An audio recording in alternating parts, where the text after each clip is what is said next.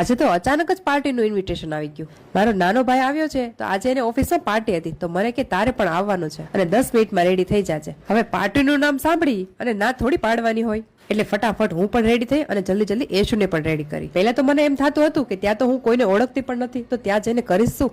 એટલે પછી તો એના ફ્રેન્ડના ફેમિલી મેમ્બર પણ આવ્યા હતા જે મારા જેમ એકલા જ આવ્યા હતા. એટલે અમે બે એકબીજાનો સહારો બની ગયા અને મને પણ એમની સાથે બહુ જ ગમ્યું. બાકી જો એ લોકો ના હોત તો હું પાકું બોર થઈ જ જવાની હતી.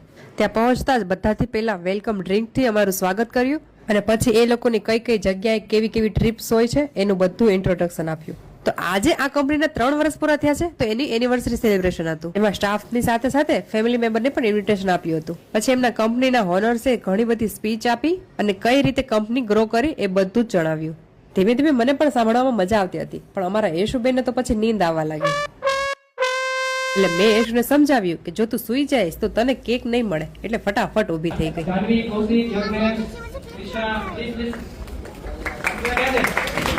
અને પછી બધા સ્ટાફ મેમ્બરે મળી અને કેક કટ કર્યું.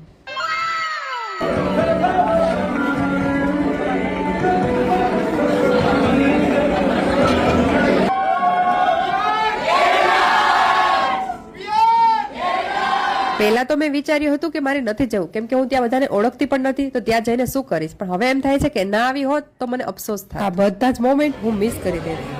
હવે આ લોકો તો ફોટોશૂટ માંથી નવરા નથી થતા એટલે અમે લોકો તો જમવાનું ચાલુ કરી દીધું અને ફોટોશૂટ માંથી ફ્રી થઈ અને તરત જ મારી પાસે આવ્યો અને મને પૂછે છે કે કઈ જોઈએ છે. શાબાશ બેટા.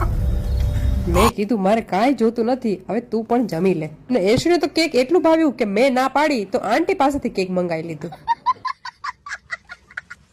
કેક સામું આવતા જ એની નીંદ તો ક્યાંય ઉડી ગઈ ખબર જ ના પડી. અને મામાને કહે છે કે મારે અહીંયા પણ ફ્રેન્ડ બની ગયા છે એટલે હું એમના સાથે રમવા જાઉં છું.